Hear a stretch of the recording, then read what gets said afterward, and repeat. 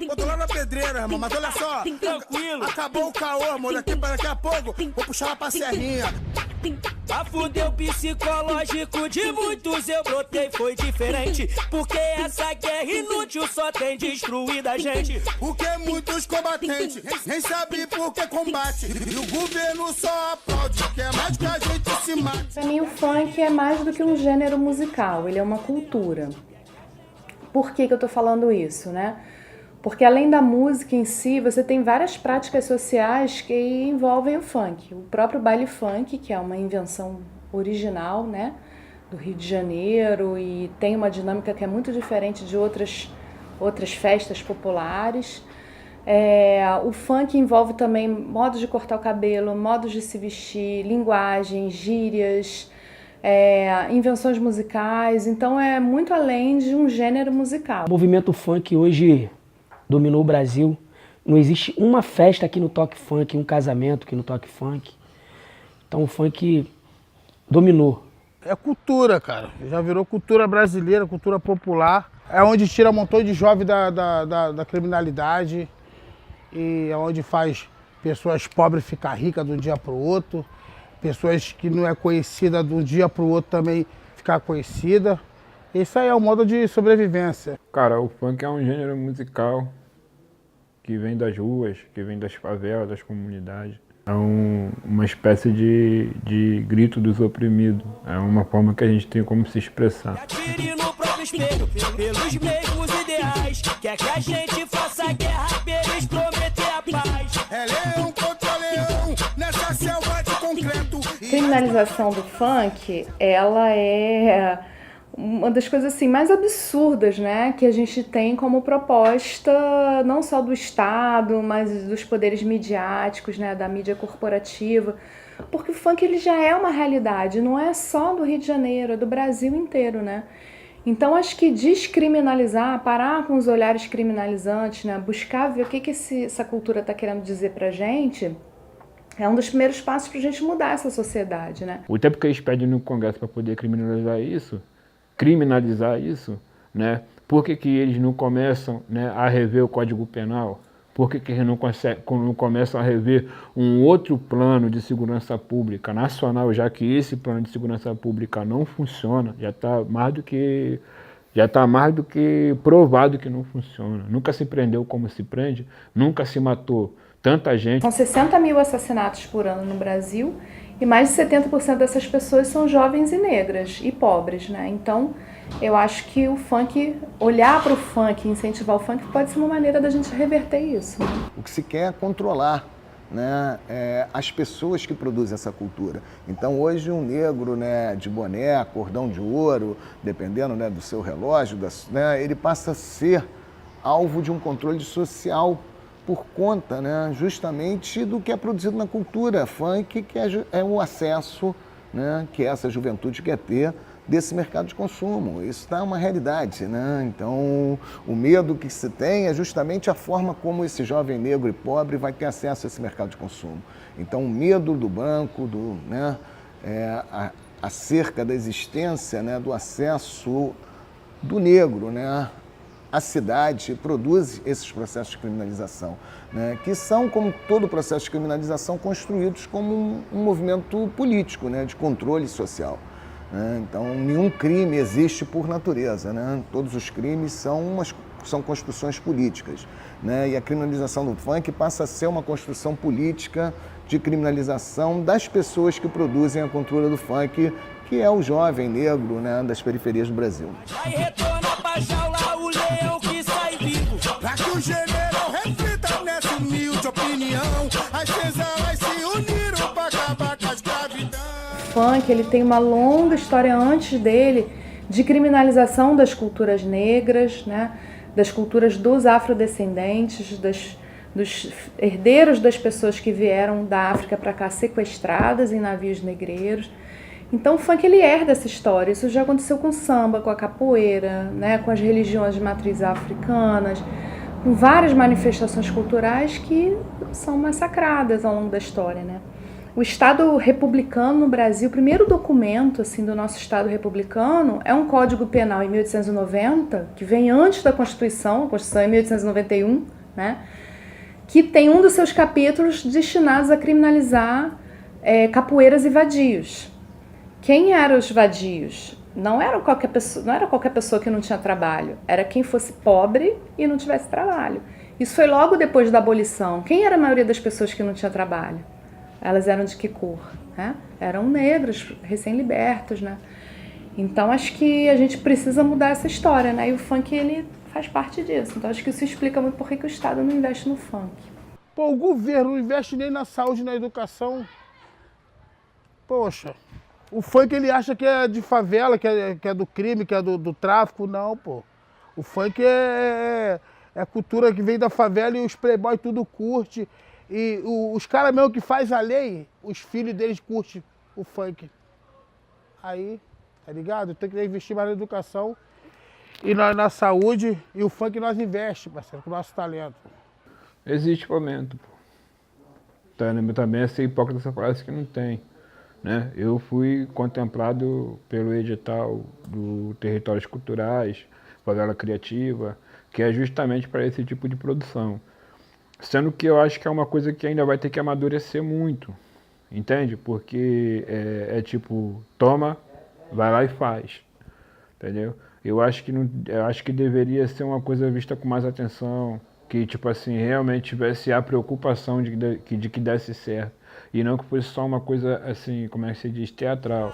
Justiça, liberdade, lealdade, união, achei a bandeira branca lá no... Isso que a gente chama de poder paralelo é um poder do Estado, né? Porque a gente vê, em geral, quando a gente fala poder paralelo, a gente está querendo dizer o quê? Esse tráfico varejista, né? Esse comércio varejista de drogas nas favelas, que a imprensa chama de tráfico de uma forma muito seletiva, porque ninguém chama de traficante, por exemplo, quem carrega e é pego com grandes quantidades dessas substâncias ilegais, né? Então já começa por aí. Então, se a gente for ver isso que a gente chama de poder paralelo, as rotas pelas quais essas substâncias chegam, e mais do que isso, as armas, né, isso necessariamente passa pelo Estado brasileiro. Então, acho que não é um poder paralelo, é um poder complementar, né? E por que se investe? Eu acho que é uma questão muito complexa, né? Eu acho que não é exatamente um investir, né? Num sentido assim que uma indústria cultural investiria, né? Mas eu acho que tem a ver com coisas muito concretas. Por exemplo, comerciante de drogas que mora na favela, a gente sabe que ele não pode sair, né? É muito arriscado sair. Então ele vai se divertir na própria comunidade, né? E o baile funk é uma diversão de juventude. E esses caras são jovens, né? Então nada mais racional do que trazer, né? Garantir que exista diversão ali dentro, né? A dificuldade de um traficante sair da comunidade onde ele reside para ele poder ir curtir um baile no asfalto, para ele era conveniente ter um baile na comunidade dele, para o divertimento dele, e aquilo fazia com que ele fosse, né, prestigiado naquela comunidade ali, porque ele estava visando o entretenimento daquela favela. Automaticamente, quando acabou-se os bailes de clube, essa galera que curtiu o baile de clube migrou para as comunidades. Passaram a curtir baile em comunidade. Então, os bailes de comunidade deixaram de ser uma coisa de comunidade para ser uma coisa muito abrangente. Queria ver o Pinheiro fechadão, Canovolanda. O complexo do Chapadão, de mãos dadas com a quitanda. E também com a Lagartixa e o complexo da Pedreira. É uma hipocrisia proibir o funk proibidão. Por quê?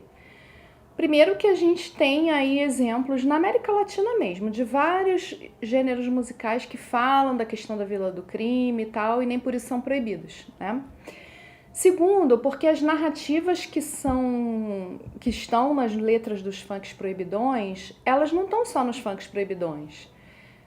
Você vê um filme como Tropa de Elite, essas narrativas estão ali, nos jornais populares, nos Cidade Alerta da vida, nesses grupos de Facebook que falam da violência urbana. Então, assim, por que um jovem cantor, né, um jovem MC da favela, quando ele pega o microfone e conta essas histórias, por que isso é visto como um escândalo? A meu ver, é porque ele já é um sujeito criminalizado. Quer dizer, um diretor de cinema branco, de classe média alta e tal, contar isso, né, não é visto como uma ameaça, às vezes é visto até como denúncia. Já quem vive falar dessas mesmas histórias é visto como ameaça, né? E o funk proibidão, ele fala de coisas, ele conta histórias que muita gente também não está disposta a ouvir, né? E não está disposta a falar sobre elas, não tem coragem de falar sobre elas, né? Eram vários proibidão neuróticos. Porra, tá dominado, era um proibidão, entendeu? E outras aí que eu não gosto de falar que, tipo assim, o proibidão me trouxe muito problema também, entendeu? Arrumei muito inimigo também, falei coisas que não era pra falar, agradei pessoas que não era pra agradar e, tipo assim, hoje em dia, pô, eu tô com outra mente, já sou vô, entendeu? E tem outra mente do mundo funk. Hoje em dia eu não canto mais proibidão, mas me trouxe muito problema. E eu falo para as pessoas que estão começando a cantar agora, não faça proibidão, não levanta a bandeira para facção nenhuma, que é complicado. Na minha realidade, na minha visão, eu nunca cantei o funk proibidão. Eu sempre cantei a verdade que eu via dentro da minha comunidade, entendeu? Então, para mim, era apenas... O que eu estava falando era normal, entendeu? Era normal, na minha visão, entendeu? E a gente respondemos um inquérito por associação e apologia ao crime. Eu fui depor lá na Polícia Civil, lá na delegacia da internet e tal, porque na época estava saindo em vários sites nossas músicas, entendeu? E a gente só falava a realidade, pô, a realidade que a gente vivia, a realidade que a gente tinha que passar, entendeu? E quando isso foi pro asfalto, quando isso caiu no ouvido do filho do desembargador, quando isso caiu no ouvido do filho do político, aí começou a chamar proibidão, entendeu? Apologia ao crime, porque eles não podiam ouvir a verdade que a gente vivia dentro da comunidade. Essa construção absurda e jurídica, né, ensejou a prisão preventiva de uns 10 MCs, né, e eles foram parar numa carcerária da Polinter, na época eu era coordenador, né, e foi interessante porque podemos, a partir de um projeto que já existia, que era o Projeto Carcerária Cidadã, incluir o debate sobre o funk, e fizemos inclusive um show dentro da carceragem da Polinter de São João, né, onde os próprios MCs faziam um protesto contra a prisão deles na carceragem da Polinter. E foi um momento também onde os próprios MCs puderam observar, né, todo o movimento político que estava ali voltado, né, para a criminalização deles. Eles se organizaram, reagiram. Está sendo repartida por guerra de facção. Mas tem que derrubar o muro.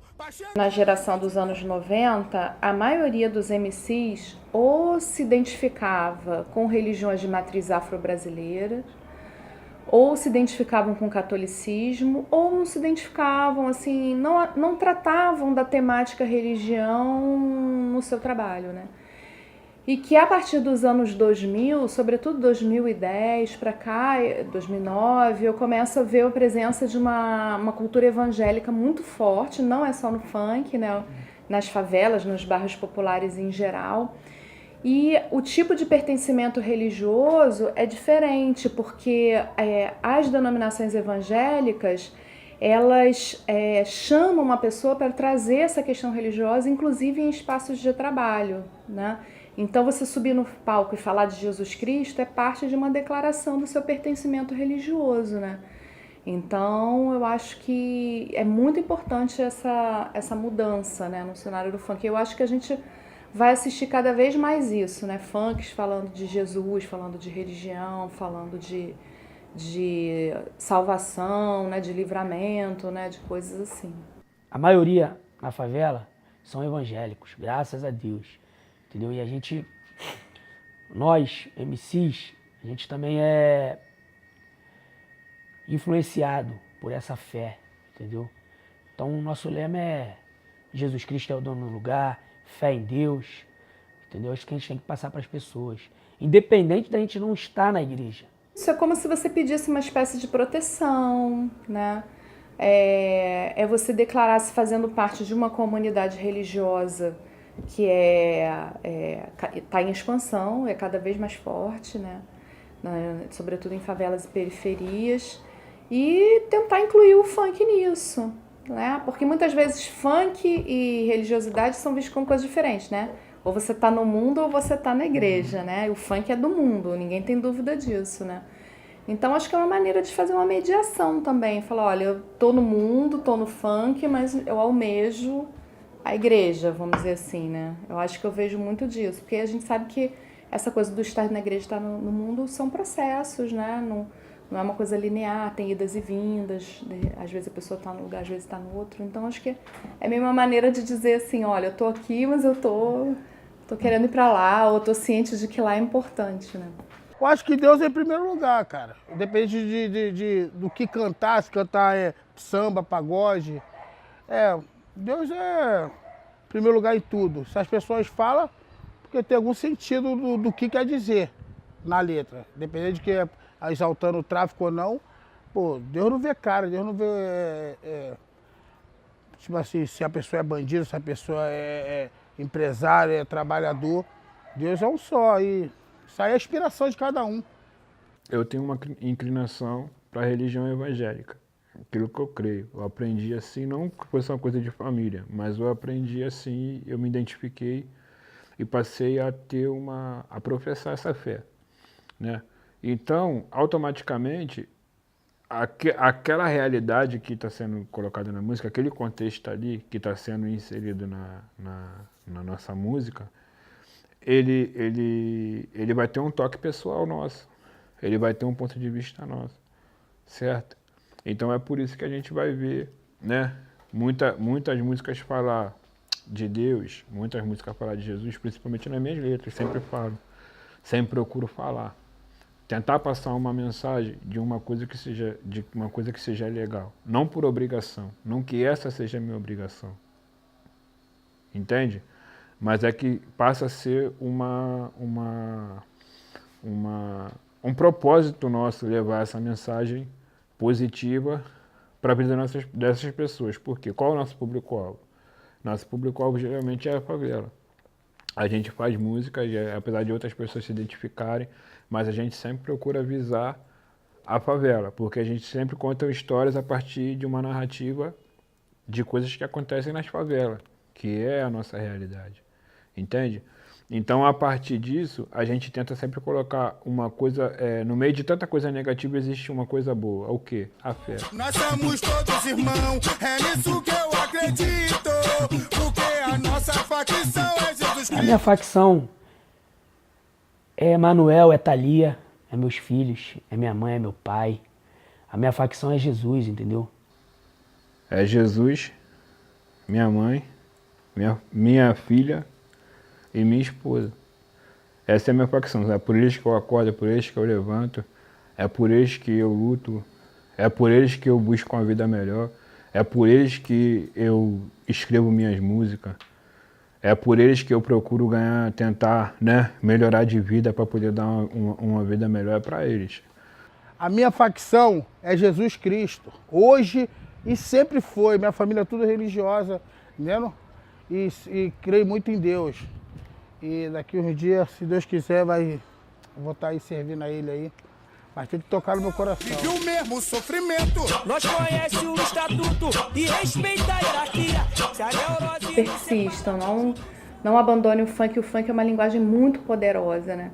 Eu nunca vou poder agradecer tudo que eu aprendi com o funk, né? Enquanto pesquisadora, enquanto pessoa que acabou se tornando amiga, né, de vários profissionais do funk.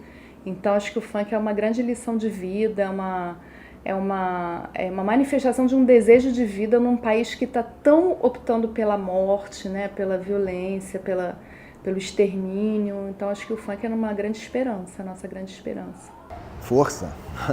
Esse processo de criminalização, eu acho que ele não vai cessar, né? Então existem dois caminhos: ou vocês vão se entregar, né, aos ditames da indústria, né, que nunca deixou e nunca vai deixar de ter o funk, né, como uma mola, né, importante, né, da indústria cultural, e vão obter muitos lucros, mas vão pautar, né, o funk, né, dentro de uma fala, que não seja a fala, né, que traz o medo e o pânico para eles mesmos, né, ou vocês vão manter, né, a força, né, de falar sobre a realidade, né, das suas comunidades, das suas próprias vidas, né, que isso eu acho que é uma joia, né, muito maior, né, do que qualquer sentido que o sucesso ou o dinheiro possam trazer, né, para qualquer um de vocês, né, porque tudo isso vai passar, né, mas a mensagem, né, e a luta que vocês podem inserir, né, para uma sociedade mais justa, né, acho que isso aí tem uma força muito maior, né, mas, né, a vida segue olho aberto, né, porque o movimento de criminalização não vai parar por aí.